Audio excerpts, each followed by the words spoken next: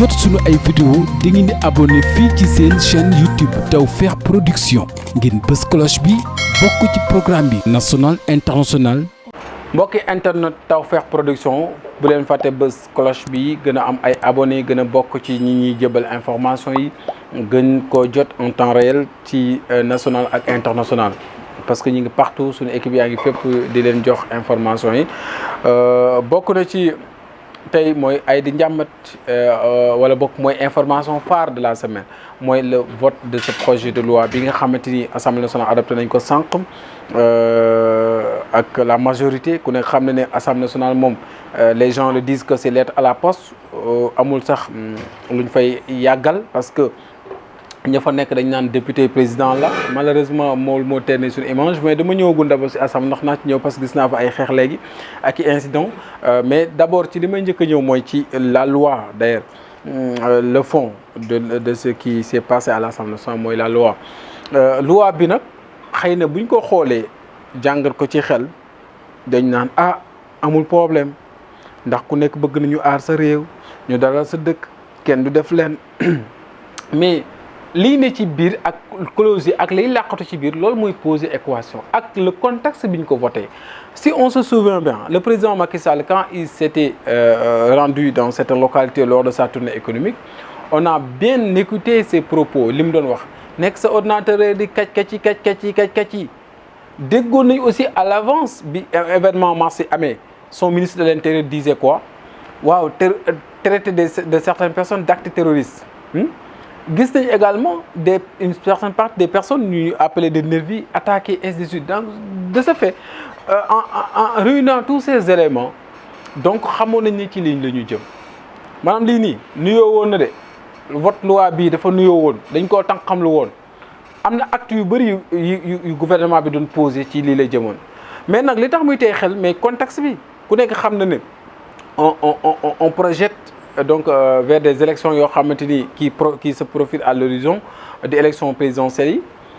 ak élections locales yi waaw mais tey jii président de la République kan moo ñu mën a wax ne est-ce que du dafa bëgg xëy na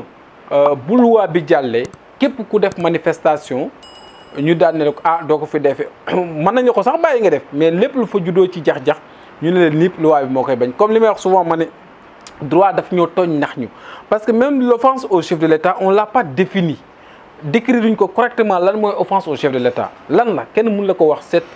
cet article 80 de notre constitution là kenn mën la ko définir ne lan mooy offense au chef de l'État président mooy xool ne am na propos yu ko neexul les gens qualifient ces propos d'offense au chef de l'État et on va vous traduire en justice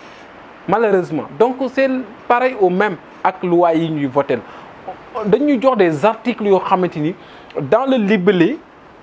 buñ la ko tekkalee ci nii wolof dañ naan la waaw non dégg nañ tey majorité bi ñi naan li ci tax na day tax ñu aar suñu dëkk dégg nañ fooy fippi li xew fee dëkk yee Mali dañuy xaar ba mu jot président ñu naan yow la woon ndax lu oto sax bu daanoo ñu ne président la nangam sangam mais bu fekkente dans l'exercice des fonctions bu ñu appliquer dans l'application de ces articles là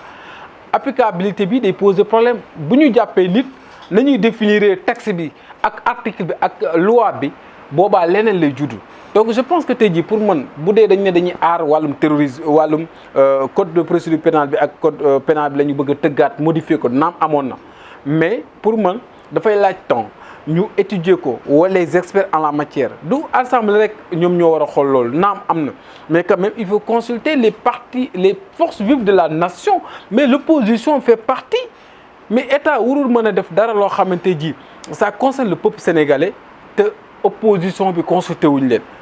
on doit consulter cette opposition on doit également consulter la partie civile l'organisation civile on doit consulter également la religion c'est-à-dire que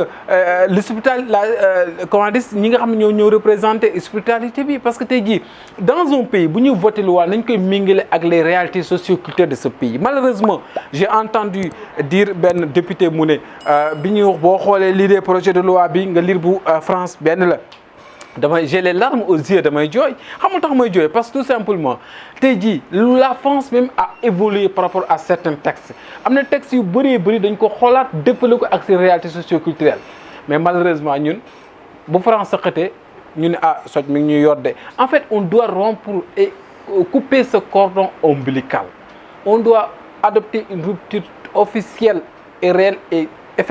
effective. C'est-à-dire que tey jii pour man loi buñ mën di tëgg naan dafa war a baax réew d'accord dafa war a am penc am ay loi ñu tëgg ko mu ñëpp muy la loi est impersonnelle d'ailleurs et elle est inviolable.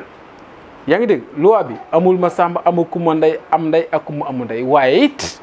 it ay la yëwan bu ñuy def loi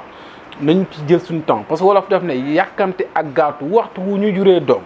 réccu lay tudd te it rek dafay am solo nga artu bala ngay atte te artu moo gën atte moo tax loi yu mel ni bu ñu nee dañuy wax wàllum ngay fipp terroriste wàllum def ko ci tooxi doone yi njomba yi nit ñi qualifié ko wàllum terrorisme parce que ñu bëri ruumandaat nañ ko mais baat boobu sax man bëgguma ñu ko yëkkati parce que c'est un terme qui dérange. D'ailleurs Mali bu ñu amee fitna moo ko fi indi dans la sous-région dans le Sahel partout en Afrique problème boobu dafa posé pour man on doit pas ouvrir une porte d'entrée à ces